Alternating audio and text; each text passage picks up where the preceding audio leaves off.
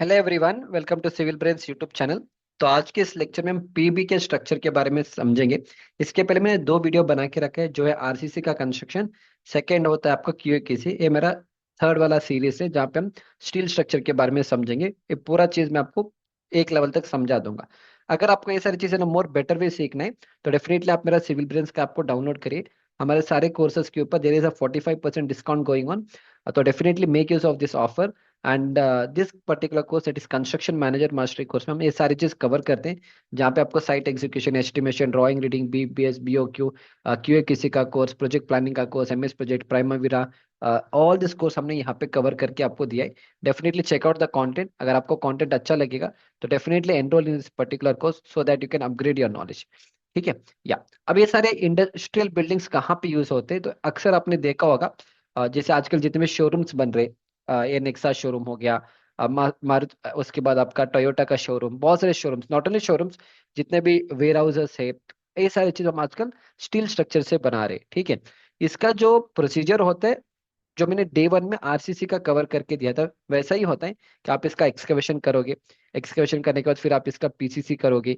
PCC करने के बाद फिर आप यहाँ पे कॉलम नहीं होते, यहाँ पे पेडेस्टल आते हैं।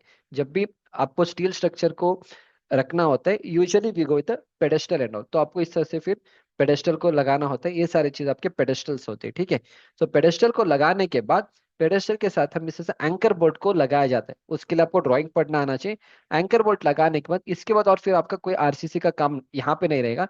इस तरह से हम स्टील के कॉलम्स को इरेक्ट करेंगे, जॉइस्ट बीम को इरेक्ट करेंगे। ये सारे आपके जॉइस्ट बीम्स होते हैं। एंड इसके बाद जहां जहां आपको बोल्ट्स आएंगे वहां पे उसको सही से आपको टाइटनिंग करना पड़ता है, कितने टॉर्क लगाने, everything will be mention in the drawing. तो ये सारे उसके ड्राइंग्स होते हैं। तो एक बार मैं आपको थोड़ा ड्राइंग का आइडिया दूंगा। तो इसका पूरा कॉलम का एक सेक्शन यहाँ पे दिया है।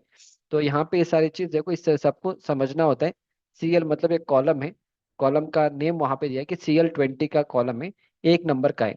और यहाँ पे वेब और फ्लैंज लिखा है। तो वेब का मतलब क्या होता है, you know all this things during your college days.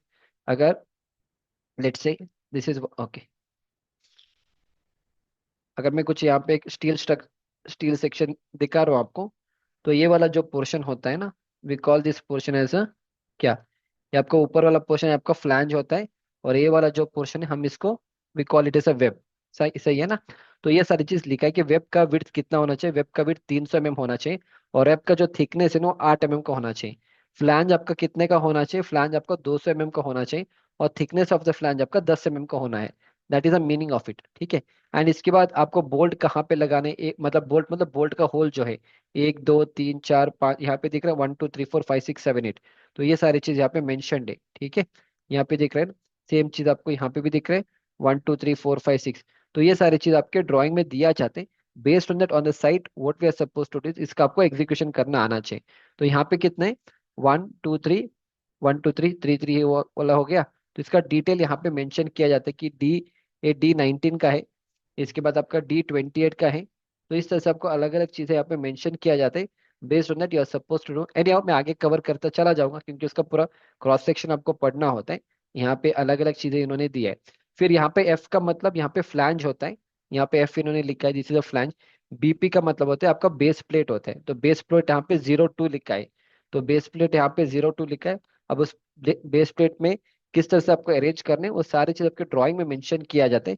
Based on that will try to do that. ठीक है। अभी आपको इतना इजीली समझ में नहीं आएगा क्योंकि मुझे प्रैक्टिकली इस तरह से फोटोज लेके आपको समझाना होता है, तभी you are going to understand. But anyhow, थोड़ा आपको आइडिया दे रहा हूँ कि कैसे इसका काम होता है। ठीक है। तो first is few things will try to cover from here. यहाँ से हम स्टार्ट करेंगे। या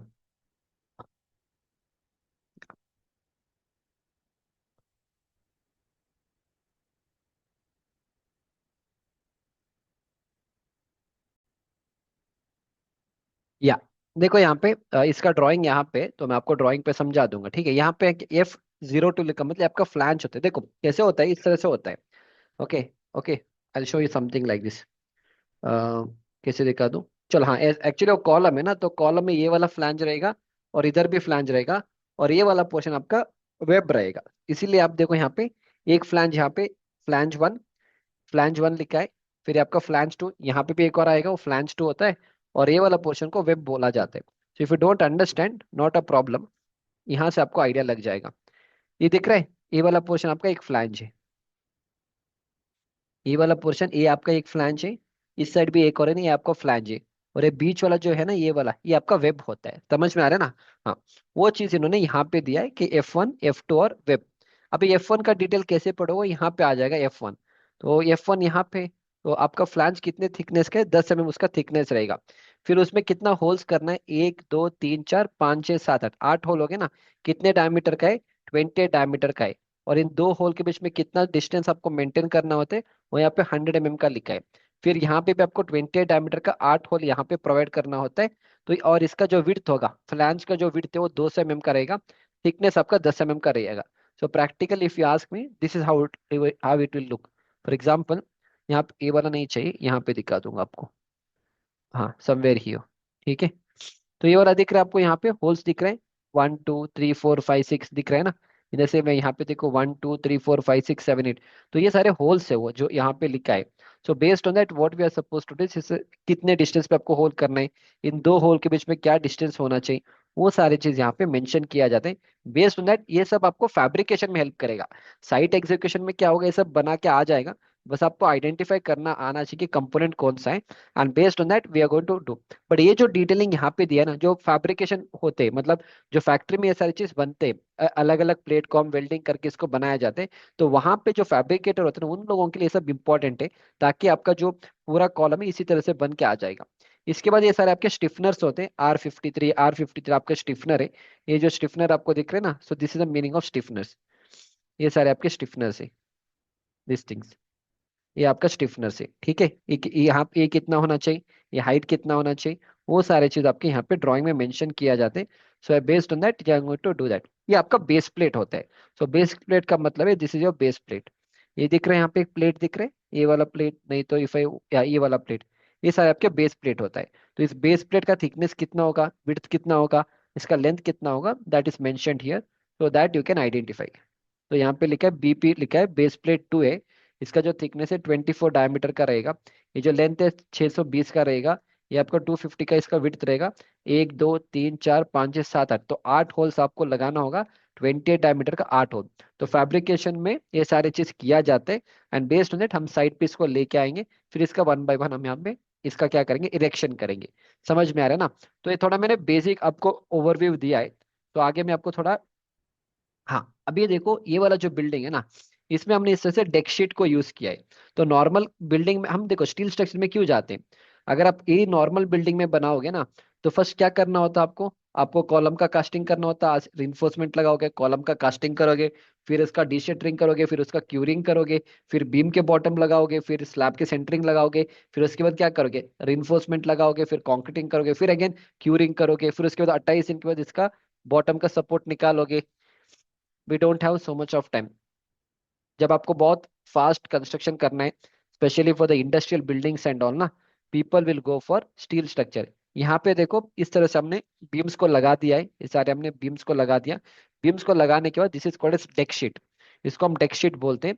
तो इस डेक शीट हम क्या करेंगे, इस तरह से इसके ऊपर हम रखेंगे 1 बाय 1। तो ये सारी चीज डेक शीट हम अरेंज करेंगे इसके ऊपर। एक बार आपने डेक शीट अरेंज कर लिया, पूरे बिल्डिंग आपको इस तरह से दिखेगा। एंड देन फाइनली इसमें हम मिनिमम रिइंफोर्समेंट लगा देंगे। तो मिनिमम रिइंफोर्समेंट लगाने के बाद will do the concreting of this, बस आपका स्लैब रेडी हो गया। समझ में आ रहा है ना। तो इस तरह से आप ये वाला फ्लोर, ऊपर वाला फ्लोर आप बना सकते हो। सो that is the advantage of your PP structure and all. पर ये आपका फ्लैट रूफ सिस्टम होता है, मतलब नॉर्मली अगर आप एक G+1 G+2 बिल्डिंग बना रहे हो, इन दैट केस आप हम इस तरह से डेक्शीट को लगा के कॉन्क्रीटिंग करेंगे। पर जो इस तरह से बड़े बड़े बिल्डिंग्स होते हैं ना, इस तरह से जो बड़े बड़े बड़े बिल्डिंग्स होते हैं, यहाँ पे फ्लैट रूफ सिस्टम भी आएगा। इसके साथ साथ आपको पूरा पीबी का कंपोनेंट का नॉलेज होना चाहिए। तो ये सारे आपके अलग अलग पीबी का कंपोनेंट है। तो will try to see those component 1 by 1। So या, तो इस कंपोनेंट को मैं आपको बेसिक कंपोनेंट्स एक्सप्लेन करूंगा, सो दैट एटलीस्ट एक बेसिक नॉलेज आपके पास रहेगा। या जस्ट 1 मिनट। हाँ, तो फर्स्ट इज आपका फूटिंग एंड ऑल, ऑलरेडी आपको पता है, ऑल ये सारी फूटिंग एंड ऑल वो नहीं चाहिए। ये आपके एंकर बोल्ट्स होते हैं जो हम यहाँ पे लगाते हैं, ये सारे आपके एंकर बोल्ट्स होते हैं यहाँ पे, ठीक है। एंकर बोल्ट होने के बाद फिर इसके नीचे base plate I already shown you. उसके बाद ये वाला जो पोर्शन है ना, इसको हम बोलते हैं विंड साइड कॉलम। ये वाला जो कॉलम है, दिस कॉलम, सो इसको हम कॉलम बोलेंगे। This is one column. ये सेकंड कॉलम है। ये जो ऐसा जा रहा है this is called as rafter, ठीक है। एंड ये जो ऐसा जा रहा है ना, ये ऊपर की तरफ ये वाला, all this are called as a purlins, ये आपके परलिन्स होते हैं। और ये सारे आपके ब्रेसिंग्स होते हैं जो इस तरह से यहाँ पे दिया है, इसको एलिवेशन ब्रेसिंग बोला जाता है। एंड ऊपर भी आपका ब्रेसिंग दिया है, ऊपर भी आपको दिख रहा है यहाँ पे ये सारी चीज। This is called as a plan bracings, this is called as a plan bracings. And जो भी कॉलम आपके यहाँ पे है, इसको हम विंड साइड कॉलम बोलते हैं, क्योंकि आपका विंड को डायरेक्टली इफेक्ट करेगा। मतलब अगर विंड यहाँ पे आएगा, this are the columns who are going to take the wind first, so that is why we call them the wind side column. तो वही चीज आपको यहाँ पे लिखा है, देखो एंड वॉल विंड कॉलम लिखा है, 9 को दिखा के ना यहाँ पे इस तरह से लिखा है, ठीक है ना। ये वाला मेन मेन कंपोनेंट। बाकी आपका गर्डर होता है, गैंट्री गर्डर होता है, ताकि मतलब क्रेन होता है, ताकि अगर इसके अंदर आपने कुछ प्लेस किया है तो it will help you in transporting from one place to other place. समझ में आ रहा है? तो वो चीज यहाँ पे मेंशन है। अपार्ट फ्रॉम दैट और भी बहुत सारे कंपोनेंट्स है। फिर ये आपका मेजराइन फ्लोर है। अब ये जो मेजराइन फ्लोर है, हमने जो अभी डेक शीट यूज किया था ना, हाँ, तो डेक शीट लगा के इसका हम कंक्रीटिंग करेंगे। बाकी ये सब आपका जब आपको बहुत हाइट में रूफ चाहिए, इन दैट केस हम इस तरह से कॉलम राफ्टर का कॉम्बिनेशन को यूज करके will try to do that. And कभी भी याद रखना, जब भी आप कंस्ट्रक्शन करते हो, ये जो पोर्शन है ना, इसको हम बोलते हैं braced bay. This is called as a braced bay. तो कंस्ट्रक्शन साइट पे आपको फर्स्ट ये वाला कॉलम और ये वाला कॉलम को इरेक्शन करने, इनके राफ्टर को कनेक्ट करने, और राफ्टर को कनेक्ट करने के बाद we have to do this braced bay. जब तक आप ब्रेस्ड बे नहीं लगाओगे, you can not move further. RCC में ऐसा कुछ नहीं है, पर स्टील स्ट्रक्चर में ऑलवेज जहां पे भी ब्रेस बीम दिया है, फर्स्ट उसका इरेक्शन करोगे, एंड उसके बाद ही आप इस तरह से आगे चलते जाओगे, and then you will put all this purlins and all. तो ये सीक्वेंस आपको याद होना चाहिए when you are doing a steel structure and all, ठीक है। या फाइन। इसके बाद सेम कंपोनेंट आपको पूरा इस तरह से दिखेगा, whatever I explain you ना, तो आपको इस तरह से दिखेगा। You can identify all this thing. This is called as cage ladder. And और भी बहुत सारे कंपोनेंट्स है, will try to see that. ये आपका ईओटी क्रेन होता है, ठीक है। इलेक्ट्रिक ओवरहेड क्रेन होते हैं सारी चीज। फिर यहाँ पे देखो आपका वेंटिलेशन के लिए सर हम टर्बो वेंटिलेटर्स देंगे। This is called as turbo ventilator. और ये होता है आपका रिज, क्योंकि अगर ये वाला पोर्शन को हम रिज बोलते हैं, क्योंकि आपका जो रूफ है ना, it is going like this, your roof is going like this, यहाँ से गया ये से, तो ये आपका रिज पोर्शन होता है। तो this is called as ridge ventilator. इसी तरह से हम सनलाइट को एंटर करने के लिए we provide something called as daylight panel. तो ये आपका कुछ ट्रांसपेरेंट पैनल्स होते हैं, ताकि मॉर्निंग के टाइम में ना जो भी सनलाइट है, सनलाइट के ब्राइटनेस है ना, there will be good what you call brightness inside your building, ठीक है। तो वो चीज भी आपको देना होता है, that also you should have. And इसको हम गटर बोलते हैं, this portion is called as gutter. ये जो पोर्शन दिख रहा है आपको, this is called as gutter. मतलब जितना भी पानी ऊपर से कलेक्ट होगा, it will be collected into a gutter. Gutter के थ्रू यहाँ पे हम डाउन स्पाउट पाइप्स को देंगे। तो इन डाउन स्पाउट पाइप के थ्रू हम क्या करेंगे, पानी को नीचे लेके आएंगे। हम यहाँ पे अलग अलग जगह पे ना चेम्बर को दिया जाता है। With help of this chamber the water will be collected, and जहाँ पे भी आपको ग्राउंड रिचार्ज करना है, रेन वाटर हार्वेस्टिंग जहाँ पे भी आपने दिया है, वहाँ पे इसको हम क्या करेंगे, ट्रांसफर करेंगे। एंड फिर ये जो चीज़ है, ये सारे आपके वॉल के क्लैडिंग है, all this are your wall claddings and all, ठीक है। तो इतना और भी बहुत सारे पॉइंट्स है, पर इतना काफी है if you watching it for the first time, ठीक है। तो ये वाला हो गया। एंड इसके बाद आपके टाइप्स ऑफ पीबी, बहुत सारे टाइप्स ऑफ पीबी होते हैं। ये आपका बटरफ्लाई कैनोपी होता है, this is called space saver, ठीक है। ये आपका बीम एंड कॉलम BC2 होता है, ये आपका BC1 होता है। तो इस तरह से अलग अलग आपके पीबी के सिस्टम्स होते, that knowledge also you should have. But again वो थोड़ा थियरी हो जाएगा, so will not get into that, ठीक है। तो डायरेक्टली मैं थोड़ा आपको एग्जीक्यूशन की तरफ लेके जाऊंगा। देखो ये आपका एक मुंबई रेलवे स्टेशन से मैंने फोटो लिया था। जितने भी आपके मेट्रो स्टेशन सब बनते हैं ना, we always go with PB वाला। अगेन सेम थिंग, ये आपका कॉलम है, अगेन ये भी कॉलम है, एंड ये आपका राफ्टर है, पर ये आपका थोड़ा कर्व्ड राफ्टर है। और ये सारे आपके प्लान ब्रेसिंग है, यहाँ पे दिख रहे हैं ये वाला all this are your plan plan bracing, क्योंकि वो रूफ की लेवल, वो प्लान लेवल पे है, इसीलिए we call this as a plan bracing. अगर कोई भी ब्रेसिंग इस तरह से लगा दिया वॉल की तरफ, then we call it as a wall bracing, और you can call it as a elevation bracing, ठीक है। फाइन। और भी बहुत सारे चीज है, but I will not get into all this things, क्योंकि इसमें बहुत टाइम लगेगा। तो definitely it's not possible to explain everything, but main main जो चीज है ना, वो मैं आपको थोड़ा एक्सप्लेन करता चला जाऊंगा, ठीक है। ये आपका एलिवेशन ब्रेसिंग्स होते हैं इस तरह से, ठीक है। या सो कैन यू सी, ये सारे आपके एलिवेशन ब्रेसिंग से, ओके, इस तरह से एलिवेशन ब्रेसिंग से। यहाँ पे भी दिख रहा है ना, ये सारे आपके एलिवेशन ब्रेसिंग से, ये सारे चीज, ठीक है। फाइन, मैं थोड़ा आगे चला जाऊंगा, सो कुछ main points I would try to cover, and या will go to few of the general details of the PB structure. ये आपका जो बेस स्पेसिंग होता है, बेस स्पेसिंग मतलब इस वाले कॉलम से और इस वाले कॉलम के बीच में जो डिस्टेंस होता है ना, we call that as a base spacing. तो बेस स्पेसिंग डिपेंड करेगा, usually you can keep up to 7.5 metre, 9 metre, 12 metre का आप बेस स्पेसिंग को रख सकते हैं। और ऊपर जो आप परलिन लगाते हो ना, ये सारे आपके परलिन से यहाँ पे दिख रहे हैं, ये आपका परलिन से। तो परलिन का जो स्पेसिंग है यूजुअली 1.2 मीटर से लेके 1.5 मीटर आपको रखना चाहिए, that you should have an idea. वो दो चीज आपको याद रखना है। Next very important thing is आपका कनेक्शंस होते हैं पीबी में। तो ये सारे आपके अलग अलग कनेक्शंस रहेंगे। जो भी कनेक्शन आप इस तरह से करोगे, एक एंड प्लेट को दूसरा एंड प्लेट के साथ अगर आप फिक्स करोगे, this is called as ridge और एपेक्स जॉइंट। एंड जो भी कनेक्शन आप यहाँ पे करोगे, दैट इज कॉलम और राफ्टर वाला पीस आएगा, तो this is called as eaves और नी जॉइंट। एंड जो नीचे वाला आप कनेक्शन करोगे, that is called as a base joint. ठीक है, तो ये तीन कनेक्शंस आपको याद होना चाहिए। सो बेस्ड ऑन दैट हम इस तरह से इसका कनेक्शंस करेंगे। या एंड इसके ऊपर जो भी लोड आएगा, usually will have a dead load, live load, wind load, earthquake और सिस्मिक लोड आएंगे, स्नो लोड आएगा। ये सारे आपके कोलेटरल लोड्स रहेंगे। एंड उसके बाद क्रेन का load, crane load is very important in case of PB structures and all. Collateral loads मतलब जितने भी आप इससे हैंगिंग सिस्टम को लगा रहे हैं यहाँ पे, ठीक है, तो ये सारे चीज आपके कोलेटरल लोड्स में आ जाएंगे। फिर अगेन ये पूरा उसके लिए कोड बुक रहेगा, उस कोड बुक में ये सारे पार्टीशन का लोड कितना है, रूफ में कितना लोड आएगा, वॉल में कितना लोड आएगा, all those things will be mentioned here. So based on that, the structure engineer is going to take care of the designing point and all. ठीक है, yeah. Next we'll go to the sequence of the erection. Sequence of erection again by default तो same ही रहेगा। First आप site clearance करोगे, उसके बाद foundation का marking होगा, एक्सकेवेशन होगा, फिर पीसीसी होगा, फुटिंग का रिइंफोर्समेंट, कॉलम और पेडेस्टल का रिइंफोर्समेंट रहेगा। इसके बाद ना जो जो पीबी के मटेरियल से उसको आपको डिस्पैच कराना होता है, जहां से आ रहे हैं वहां से आपको डिस्पैच कराना होता है। फिर साइट पे इसका एग्जीक्यूशन करना है वन बाय वन। तो ये पूरा उसका वर्क फ्लो रहेगा of a pre engineer building. First again sales and marketing team रहेंगे, जिन जो भी क्लाइंट है उनका जो भी रिक्वायरमेंट है, बेस्ड ऑन दैट वो लोग काम करेंगे। फिर इंजीनियरिंग डिजाइन एंड ड्राफ्टिंग वाली टीम आपका पूरा डिजाइनिंग करेंगे। परचेज वाला टाइम जाके जो जो मटेरियल चाहिए वो परचेज करेंगे।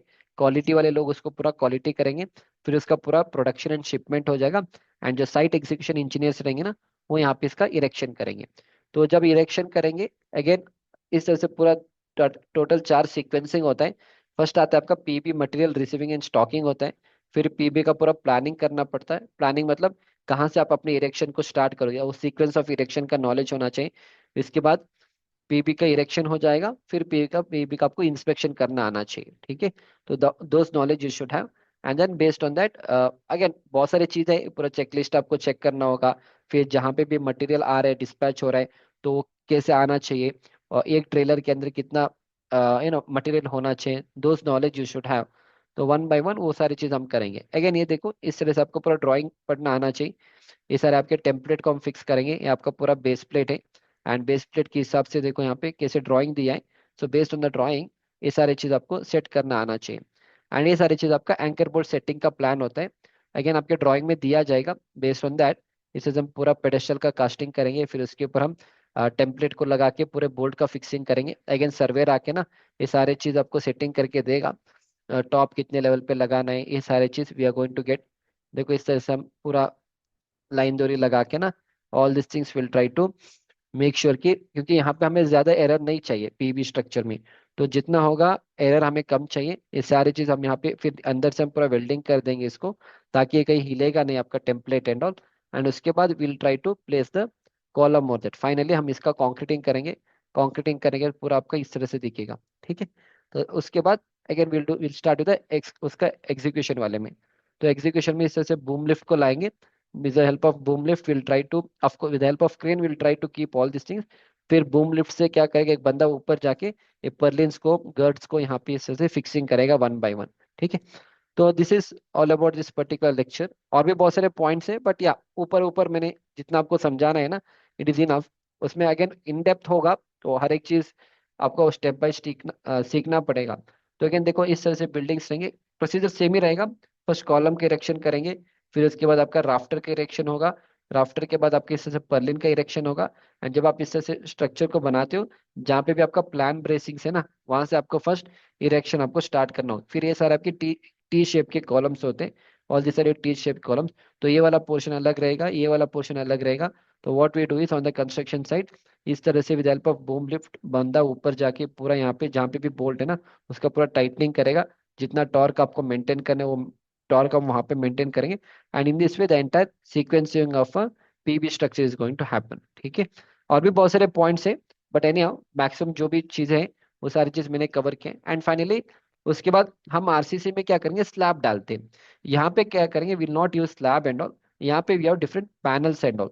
तो ये आपका पफ पैनल्स आते हैं, ईपीएस पैनल आते हैं, रॉक वूल पैनल आते हैं, ग्लास वूल पैनल आते हैं। Standing seam roofing is what we usually use in most of the PB वाला स्ट्रक्चर में। तो इस तरह से आपके अलग अलग पैनल्स आते हैं। तो ये सारे आपके मार्केट में अलग अलग पैनल्स हैं। तो इस पैनल्स को हम क्या करेंगे, हम अटैच करेंगे आप अपने कंस्ट्रक्शन साइट पे। तो ये आपके रूफिंग वर्क, ये आपका स्टैंडिंग सीम मेथड होता है, आपको रूफिंग दिख रहा है। तो इस तरह से हम साइट पे इन सारी चीज़ों को बनाते हैं। तो ये सारे आपका इंसुलेशन पॉइंट ऑफ व्यू से डाला जाता है। फर्स्ट हम यहाँ पे एक मेश डालेंगे, मेश के बाद ये सारे आपके इंसुलेशन का मटेरियल रहेगा। इंसुलेशन के मटेरियल के बाद ना ये सारे आपके रूफ ये आपका रूफिंग मटेरियल रहेगा। ये सारे चीज़ हम साइड पे बना सकते हैं। साइड पे बना के जितने भी लेंथ का चाहिए आप बना सकते हो। यहाँ पे जितना होगा आपको जॉइंट्स कम रखना चाहिए, अगर जॉइंट्स ज्यादा रखोगे फिर आपका लीकेज का चांसेस भी बढ़ जाता है। इसीलिए हम क्या करेंगे, इस तरह से पूरे शीट जो भी आपको रिक्वायरमेंट है कंस्ट्रक्शन साइट पे इसको लाके हम इसका पूरा वन बाय वन हम इसका इंस्टॉलेशन करते चले जाएंगे। इसका पूरा सीक्वेंस इस तरह से किया जाता है। ठीक है, दैट्स इट। तो ये सारी चीज आपको दिख रहा है, all this things we have done. इस तरह से आपको ये आपका रिज वेंट, ये आपका रिज वाला पोर्शन है यहाँ पे। ठीक है, तो इस तरह से आपको वन बाय वन पूरा सीक्वेंसिंग करना होता है ऑन द कंस्ट्रक्शन साइट। या और भी बहुत सारे पॉइंट्स है। फिर आपको रिमेनिंग एक्टिविटीज लाइक आपको क्या क्या फिक्सिंग करना है, ये आपका टर्बो वेंटिलेटर रहेगा, उसके बाद आपका रिज वेंटिलेटर का फिक्सिंग करना होता है। तो वो सारी चीज आपको करना होता है। बट अगर मैक्सिमम चीजें जो मैंने आपको एक्सप्लेन किया वो काफी होता है एट दिस स्टेज। एंड फिर आपको इक्विपमेंट क्या क्या है उसका नॉलेज होना चाहिए। फिर क्या क्या चेकलिस्ट रहेगा, क्या क्या चेकलिस्ट के साथ आपको एग्जीक्यूशन करना है साइट पे, इरेक्शन किस तरह से करना है, कहाँ से स्टार्टिंग करना है, एंकर बोल्ट सेटिंग का इंस्पेक्शन कैसे करोगे, वो सारी चीज का नॉलेज आपके पास होना चाहिए। तो इस तरह से ये सारे चीजें आपको पीवी स्ट्रक्चर इस तरह से बनाया जाता है। तो ये ईपैक एक कंपनी है, they made one world record कि उन्होंने पूरा 5 दिन मतलब लगभग 150 घंटे में ना इस तरह से पूरे बिल्डिंग का इन्होंने इरेक्शन किया था। सेम थिंग अगेन, यहाँ तक इन्होंने कॉलम की इरेक्शन किया, फिर उसके बाद राफ्टर हो जाएगा, फिर आपके पर्लिन्स हो जाएंगे। तो इन दिस वे ये आपका डे 3 का काम है। डे 3 में इन्होंने वॉल का पूरा काम स्टार्ट किया, पूरा क्लैडिंग जो काम है उसका भी स्टार्ट किया, रूफिंग का भी इन्होंने काम स्टार्ट किया। एंड फोर्थ डे में ऑलमोस्ट या फिनिश, फिर इसका रूफ मॉनिटर का जो भी काम है रूफ मॉनिटर का काम भी उन्होंने स्टार्ट किया। And finally day 5 it is completely completed. तो 5 दिन में 150 घंटे में they have completed this. It's a fastest construction of 1,51,000 square feet का पूरा काम है। 5 दिन इनमें इन्हें खत्म करके दिया है। तो जितने भी आप फैक्ट्रीज देखते हो ना कंस्ट्रक्शन साइट पे, I mean maximum construction today what we are doing, we go with the PB structure and all. आजकल आजकल देखो इस तरह से ऑफिस बिल्डिंग भी आपका स्टील स्ट्रक्चर का ही लोग बना रहे। ये भी एक और बिल्डिंग है जो इन्होंने स्टील स्ट्रक्चर से बनाया है। अगर आप इसको देखोगे बाहर से ना it looks like RCC building, but again इसको पूरा स्टील स्ट्रक्चर से बनाया गया है। तो इस तरह से बहुत सारे बिल्डिंग्स, ये आपका रेनॉल्ट का शोरूम है, टोयोटा का शोरूम है, देन बेंज का शोरूम है। तो ये सारे जितने भी शोरूम सब है ना, all this things they have done with help of PB का स्ट्रक्चर। तो इसमें अच्छा स्कोप भी है। ये सारे फॉरेन के प्रोजेक्ट्स है, ऑल दिस थिंग्स आर। तो again you can see all this are made from PB structures only. ठीक है, और भी बहुत सारे पॉइंट्स है, बट या अभी के लिए मैंने आपको अ, इतना काफी है। एंड ये सारे आपके अलग अलग कंपनी से, अगर आपको पीबी में काम करना है तो Zamil is one good company, Kirby है, एवरेस्ट है, ईपैक है। So there are many companies which are into completely PB structures and all. तो डेफिनेटली आप इसका नॉलेज गेन करके you can apply for this job, specially आपका industrial building में इसका हेल्प आपको मिल जाएगा। तो again whatever I told is in short मैंने आपको एक्सप्लेन किया है। पर जब आप कोर्स में एनरोल करते हो, क्योंकि सब कुछ I cannot explain, I already told you, but again I give an idea. या